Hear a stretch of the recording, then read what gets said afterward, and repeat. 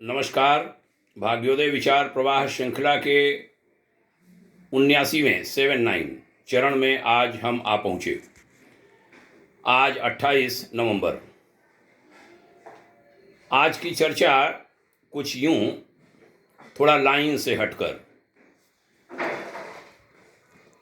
ब्राह्मणों का जो वीरता का इतिहास है उसमें पुष्यमित्र शुंग सम्राट हुए, अन्य भी कुछ सम्राट हुए, उनकी चर्चा की जाती है। ब्राह्मणों ने अनेक युद्ध लड़े हैं। यह प्रसंग पिछले दिनों आया। ब्राह्मणों का इतिहास और उनका भविष्य नाम की पुस्तक में सहलेखक की भूमिका निभाते हुए जब हमने काम किया, डॉक्टर राजा राम मिश्र कमलेश और राम महेश मिश्र के द्वारा लिखित, उसमें हमने कुछ अभिमत मांगे कुछ ब्राह्मण विद्वानों के। एक श्री निर्मल वैद नाम के विद्वान ने जो विवरण भेजा वो उसमें छपा है। आज उसे मैं यहाँ उद्धृत करता हूँ। एक ब्राह्मण पुरुष का चित्रण करते समय उसे आमतौर पर संस्कारी, विद्वान, सीधा, सहनशील और धर्मनिष्ठ व्यक्ति के रूप में रेखांकित किया जाता है। लेकिन राष्ट्रीय परशुराम परिषद के केंद्रीय सचिव और मोहयाल ब्राह्मण प्रतिनिधि पंडित निर्मल वैद ने ब्राह्मणों के स्वर्णिम अतीत पर प्रकाश डालते हुए उनकी अप्रतिम बहादुरी का वर्णन किया और बताया, मोहयाल ब्राह्मण वह बहादुर कौम है जिसने सबसे पहले अरब आक्रमण का मुंहतोड़ जवाब दिया था और घुसपैठिए आक्रांता अब्दुल अजीज का सिर भारत की सरजमी पर गिराया था। वे मोहयाल ब्राह्मण जिनकी शरण में मोहम्मद साहब का नवासा हुसैन आना चाहता था, लेकिन यदिद ने उसे उनके पास पहुंचने नहीं दिया था और उसने हुसैन की हत्या करा दी थी। तब मोहयाल ब्राह्मणों ने यदिद को मौत के घाट उतारकर हुसैन की मौत का बदला लिया था। वे सहनशील लोग जिन्होंने बौद्ध धर्म का भी सम्मान किया और बौद्धों को अपने यहाँ रहने की अनुमति दी थी।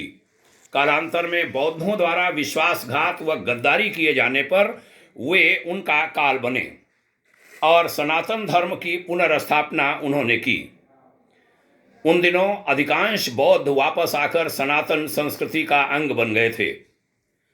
आगे उन्होंने बताया था, जम्मू कश्मीर के पुंछ अंचल के मूल निवासी निर्मल जी ने बताया कि इतिहास प्रसिद्ध शेरदिल राजा दाहिर शाह मोहयाल ब्राह्मण ही थे जिन्होंने 13 बार अरब लड़ाकों को धूल चटाई, परंतु 14वीं बार अपने ही बौद्ध प्रजा और मुसलमान फौज की गद्दारी के कारण वे हार गए।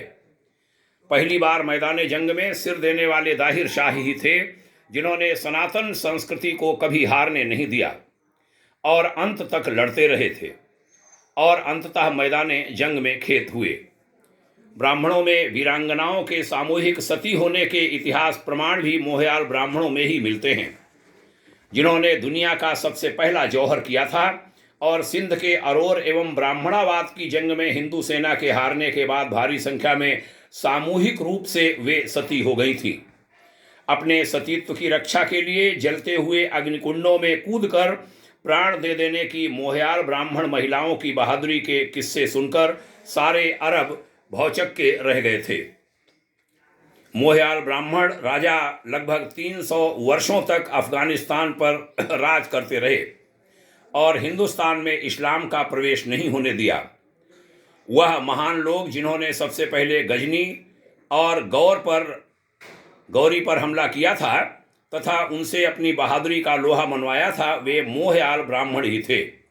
विदेशी आक्रांता सिकंदर को घायल करके भारत भूमि से खदेड़ने वाले राजा पौरुष भी मोहयाल ब्राह्मण ही थे। प्रख्यात ब्राह्मण संस्था धन्वंतरी फाउंडेशन इंटरनेशनल में उत्तर पूर्वी भारत के संयोजक का भी दायित्व संभाल रहे श्री निर्मल वैद बताते हैं कि मोहयाल ब्राह्मण वह बहादुर कौम है जो लाहौर, सिंध, गजनी, काबुल और भटिंडा सहित पंजाब के ज़्यादातर हिस्सों से हारने के बाद भी चैन से नहीं सोई और मुस्लिम आक्रांताओं के खिलाफ जंग लड़ती रही। अपना सब कुछ खोकर भी इन ब्राह्मणों ने आज की मथुरा नगरी में अपनी राजशाही स्थापित की थी उधर पंजाब में वक्त वक्त पर पहुंचकर वहां भी अपनी पहचान बरकरार रखी। लड़ाकू मोहयाल ब्राह्मणों ने दिल्ली के राजा पृथ्वीराज चौहान के साथ मिलकर मोहम्मद गौरी से तरावड़ी यानी तैराइन में भी 2 भयंकर युद्ध लड़े थे।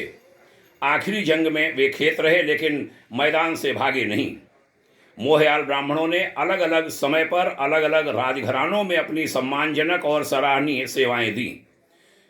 यह ब्राह्मण भारत के शायद एकमात्र लोग थे जिनसे कई मुस्लिम राजशाहियों ने जजिया कर नहीं वसूला था और अपने दरबार में उन्हें ऊंचे ओहदे दिए थे। शूरवीर मोहयाल ब्राह्मणों ने बाबर को जबरदस्त चुनौती दी थी।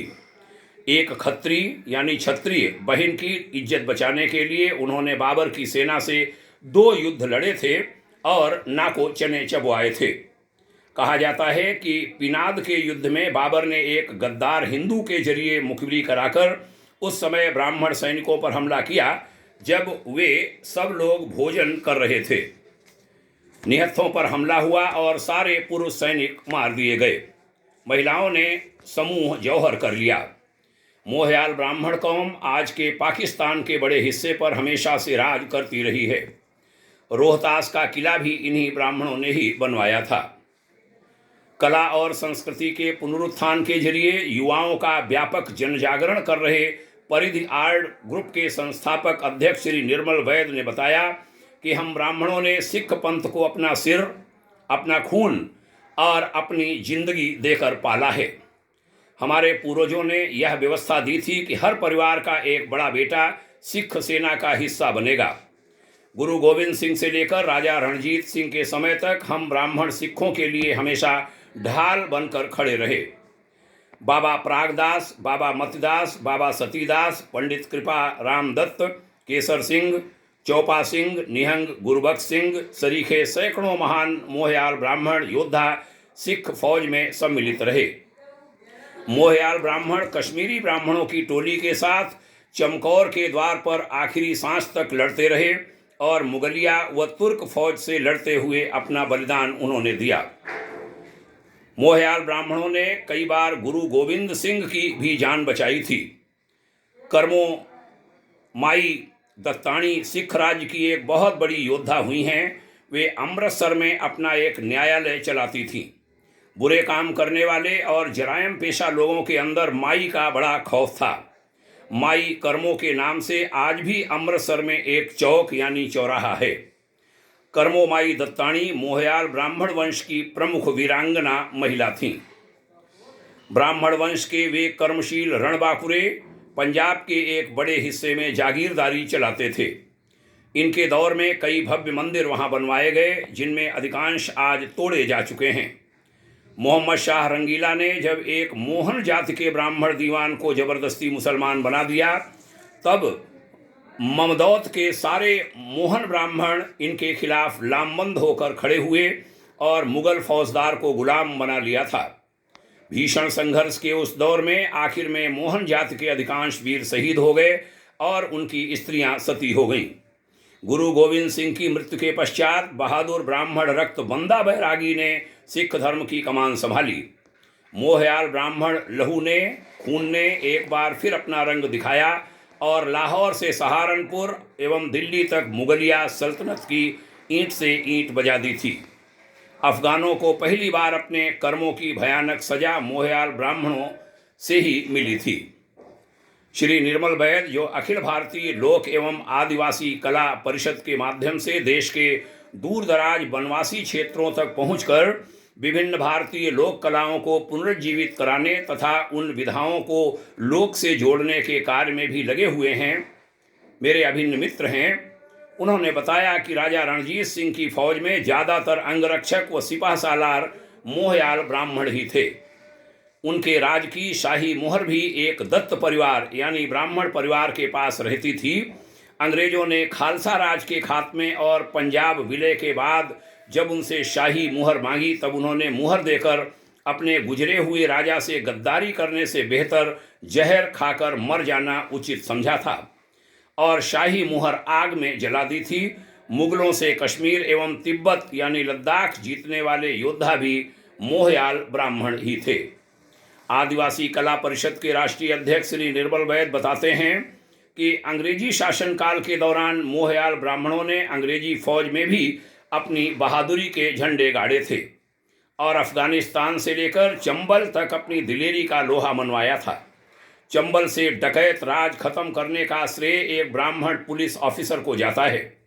अंग्रेजी हुकूमत में जिन 3 कौमों को मार्टियल रेस का दर्जा दिया गया, उनमें मोहयाल ब्राह्मण के अलावा जाट, सिख और पठान मुसलमान शामिल थे। इन तीनों ने बलूचिस्तान तथा अफगानिस्तान की सबसे भीषण जंगों में जीत का परचम लहराया था। Order of merit class 1 and class 2 के सैन्य सम्मान 2 विक्टोरिया क्रॉस के बराबर माने जाते थे। ये सम्मान इन ब्राह्मण अफसरों ने दर्जनों बार प्राप्त किए थे। जिन सैन्य अफसर सरदार गंडा सिंह दत्त को ब्रिटिश शासन का सबसे बड़ा तमगा order of merit and order of British imperial class 2 मिला था, वह भी मोहयाल ब्राह्मण ही थे। अंत में वैद जी ने हमें बताया कि हमने अपने पूर्वजों की वीरता के स्वर्णिम इतिहास से वर्तमान मोहयाल ब्राह्मण पीढ़ी को अवगत कराने के प्रयास निरंतर किए हैं ताकि आज की पीढ़ी अपने पूर्वजों के पराक्रमी इतिहास से परिचित होती रहे। उन्होंने इस बात पर खुशी जताई कि नव प्रकाशित पुस्तक ब्राह्मणों का इतिहास और उनका भविष्य के माध्यम से हमारे महान ब्राह्मण पुरखों की वे शौर्य गाथाएं देवभूमि भारत वर्ष के सभी अंचलों और दुनिया के अन्य देशों में फैले ब्राह्मणों, विशेष रूप से हमारी युवा पीढ़ी तक पहुंचेगी, यह सोचकर मुझे रोमांच हो रहा है।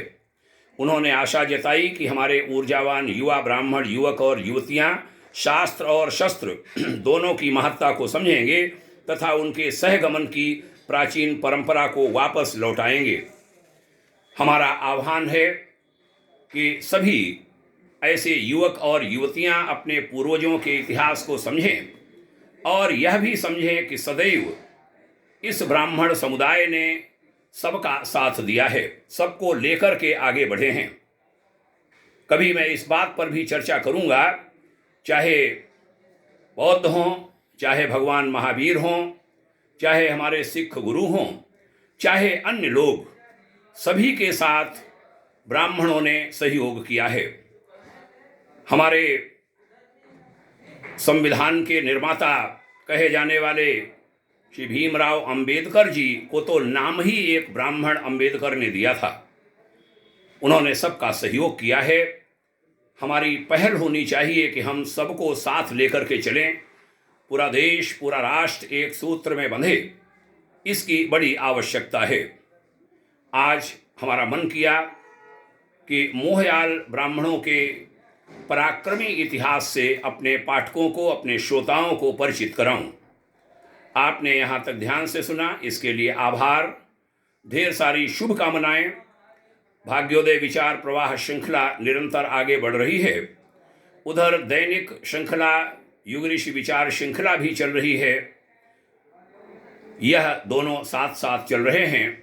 यह विचार प्रवाह आगे बढ़ता रहे, लोगों का हित होता रहे, लोग प्रेरित प्रभावित होते रहें, यही इसका उद्देश्य है। इसका उद्देश्य है कि सभी एक सूत्र में बंधें और सबको साथ लेकर चलें। पुनः शुभकामनाएं, पुनः आभार यहाँ तक सुनने के लिए। आप सभी को प्रणाम। जय हिंद, शुभकामनाएं। ओम शांति।